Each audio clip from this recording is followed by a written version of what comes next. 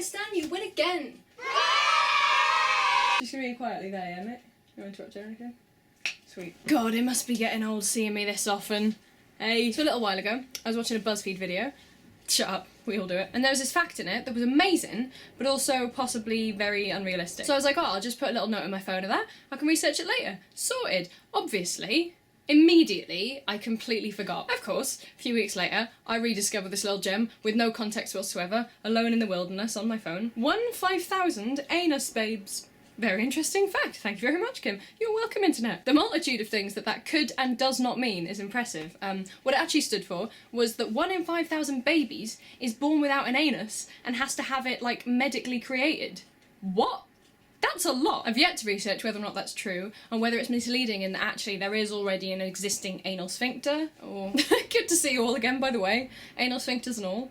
Now, there's a Welsh word for you.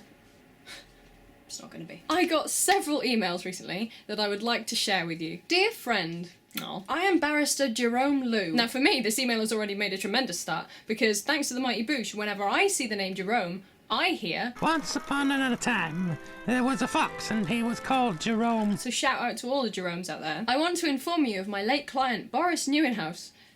Traditionally Dutch name there, I see, who deposited the sum of, now the words say 5,700,000 United States dollars, but the numbers, what they actually say, is $5,700 to the 10th of a cent. He died in July 2007 with his family in a car accident. That's a shame, isn't it? That's a real shame. Luckily, as this bit gets good, the bank gave me the final mandate to present any relative of my late client for the claim of the fund, or they will have the fund confiscated into the state treasury, if not claimed. After a long search to find any member of his family to claim the fund, but I couldn't before I found you bearing the same name with him. Well, I do bear the same name with him. Just gotta say though, Jerome, while I completely respect your specifics in terms of money, and I really respect that you're a barrister, I don't know why the search was long. I mean, you could have just Googled it, mate.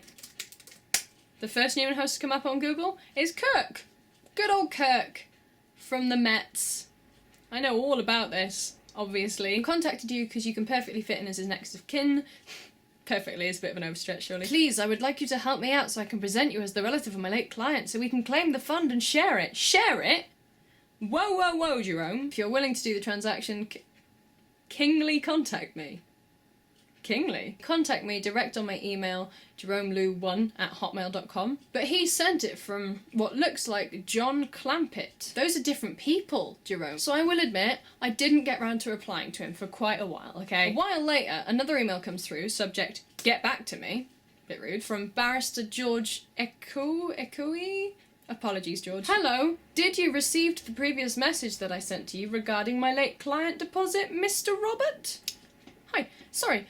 I'm not called Mr. Robert, and neither was Boris, and on behalf of the whole family, I'm very offended. But George's email address is lawfirms11@gmail.com, so, I mean, that's legit. Maybe I should start getting back to these people. I didn't.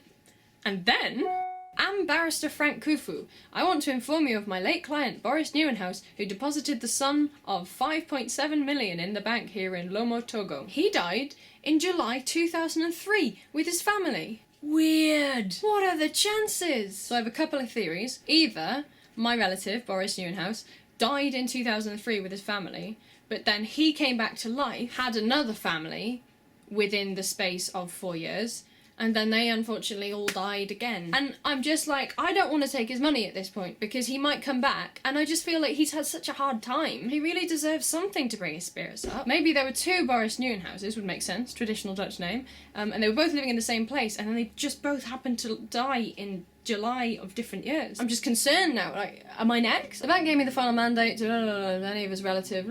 Please, I would like you to assist me to claim the fund and to present you as the relative of my late client, so we can claim the fund to avoid the bank not to confiscate the fund. But this one I trust ever so slightly less, because the email it's sent from is Powerball Pro. Power spelt with 2 W's. Didn't reply, weirdly. I'm skeptical. I, like I said, am renting a house with some friends.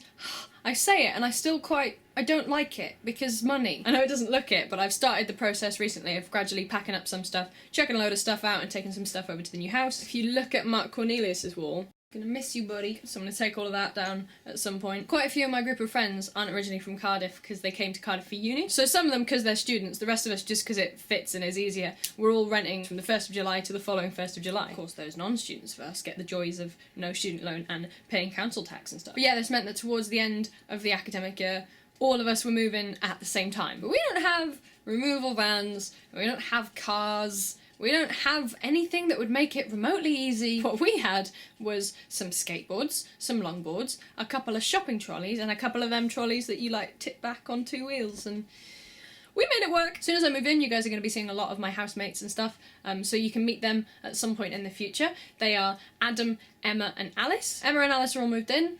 It's all sorting out. I am nervous about money because I still only have that very part-time job. I've been applying for jobs for about 10 months. Turns out there's not many. News to me. In this job I have saved like as much as I could, so I'm a little ahead. So I'm scared, but good scared, I guess. Now what Welsh word would you like?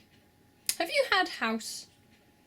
I feel like you've had house. I would give you bedroom, but I don't want to put you through trying to pronounce ystafell. I'll give you one of my random favourites. Ysbyty, which is hospital in Welsh. Oh, there's no vowels in it. Yes, there are. Why is a vowel in Welsh? Settle down. You know what that was supposed to mean, though? Bye.